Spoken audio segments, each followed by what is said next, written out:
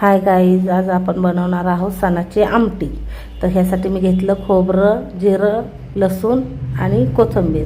डाळ तांदूळ थोडे थोडे भाजून घेतलेले, चण्याची डाळ येते.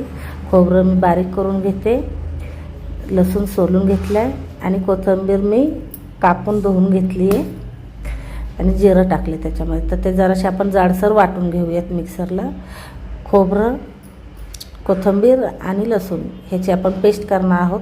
त्याच्या अगोदर आपण थोडेसे डाळ तांदूळ वाटून घेऊ, जेणेकरून ते बारीक होतील आणि मग त्याच्यामध्ये आपण नंतरनं मसाला ॲड करू, जे आपण तो हिरवा मसाल्याची ग्रेव्ही जी बोलतो आपण. आता बघा, आपण कोथिंबीर, लसूण आणि खोबरं हे तीन आपण ॲड केले आणि त्याच्यामध्ये अगोदर डाळ तांदूळ वाटलेले.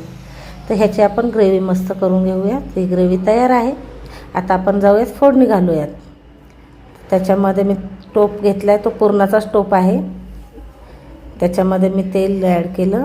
मला थोडंसं जास्त तर्रीवाली लागते, त्यामुळे मी जास्त तेल टाकते. तुमच्या हिशोबाने तुम्ही करू शकता. आणि हे पाणी जे आहे ते आपण डाळीचं काढून घेतलेलं आहे, जे डाळ शिजवतो त्या डाळीचं पाणी ते काढून घेतलेलं आहे. आता हे तेल गरम झाल्याच्या नंतर ना आपण त्याच्यामध्ये टाकणार आहे कढीपत्ता आणि ते जे आपण जाडसर वाटण केलेलं होतं, खोबरं, लसूण, कोथिंबीर आणि जिरं हे त्याच्यामध्ये टाकणार आहे. बघा, मस्त सुगंध सुटला आता त्याचा. मस्त फोडणी तर चालू आहे त्याची. मस्त ते भाजून झालं की त्याच्यामध्ये आपण टाकणार आहे आता हळद. आता हळद टाकल्याच्या नंतर हे आपण त्याला भाजणार आहे. कसं आहे ना, आमच्या इकडची स्पेशालिस्टी असते ती आमटी.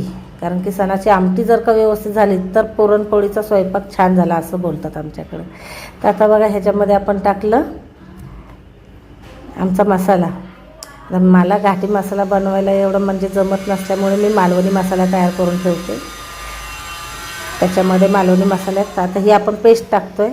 ते आपण जी पेस्ट केली होती, कांदा, खोबरं, लसूण आणि डाळी आणि ते तांदळाची, ती पेस्ट टाकली.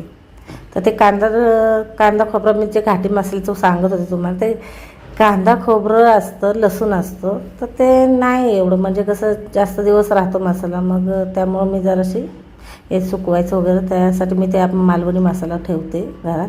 हे आपण त्याच्यामध्ये आता बघा, आपल्या आमटीचं हे चांगलं भाजून झालं तर त्याच्यामध्ये आपण टाकलं ते थोडंसं पाणी ॲड करून जराशी त्याला भाजून घेतलं. आणि मग त्याच्यानंतर परत आपण ते जे उरलेलं पाणी होतं ते आपण त्यात टाकलेलं आहे. आमटीचा बघा कलर वगैरे मस्त. आता आपण ह्याच्यामध्ये ॲड करू मीठ.